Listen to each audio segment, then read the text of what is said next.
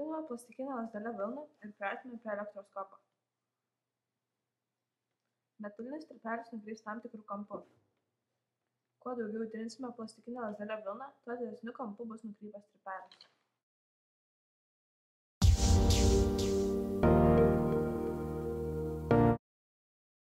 Paėmę 2 siltanus, pritvirtintus prie izoliuotų stovų. Plastikinę lazdelę įtriname į vilną.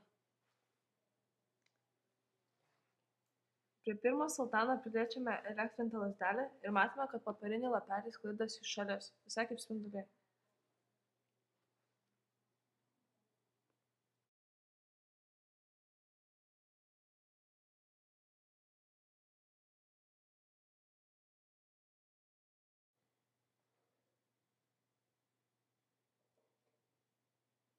Ta pačia lazdele įelektrinu ir antrąjį siltaną.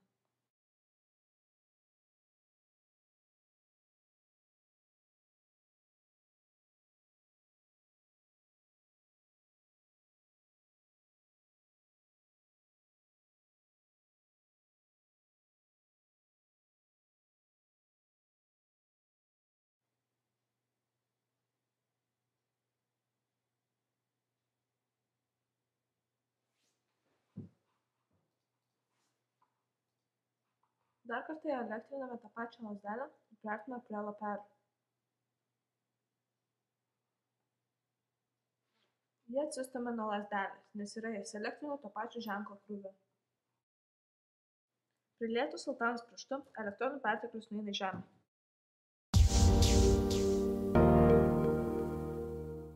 Vilnonės skarele gerai įtriname plokštelę ir padedame ją ant stiklinės. Pažiūrėjus mažu aliuminio folijos rutuliuku, jie ima zigzagą šokinėti į visas puses.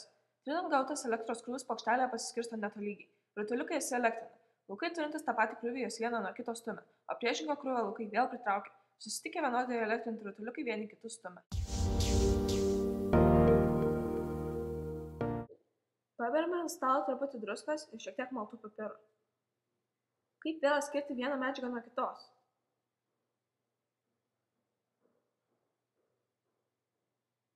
Patriname plastmasinį šaukštelį į vilnonę skarelę ir palaikome jį virš mišinio. Pipirai pašoks aukštyn ir prikibs prie šaukštelio. Trinant plastmasinis šaukštelis įelektrina ir ima traukti mišinį į save. Jei laikysiu šaukštelį šiek tiek aukščiau, prie jo prilips tik pipirai, nes jie lengvesni už druską.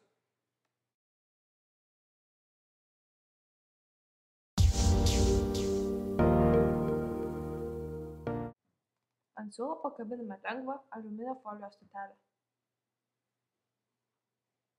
Liniuote patriname popierių ir ją priliečiame stotelę.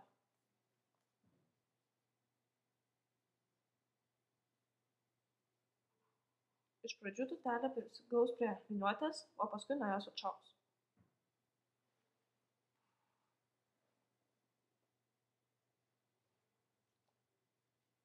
Pakabiname antrą stotelę. Tokiu pat būdu elektriname ir antrąją. Abi aliuminio folijos stotelės gauna tą pačią ženklo krūvį.